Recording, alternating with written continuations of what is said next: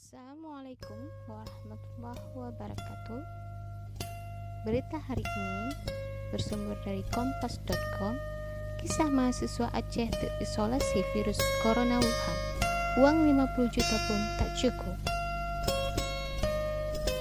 Aceh Utara, kompas.com. Anggota DPR Aceh Muslim Syamsuddin meminta PLT Gubernur Aceh Nova Iriansyah menambah pasokan makanan untuk mahasiswa Aceh di Provinsi Hubei seiring meningkatnya jumlah korban yang terkena virus corona di China.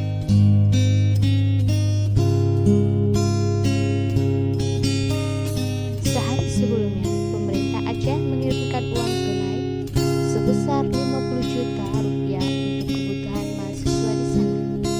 Namun, Muslim menyebutkan uang itu hanya cukup untuk 2 hari bagi mahasiswa di sana.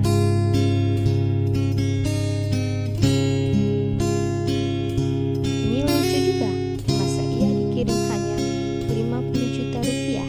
Padahal kita tahu Wuhan ditutup, otomatis semua bahan makanan jadi mahal, kata Muslim.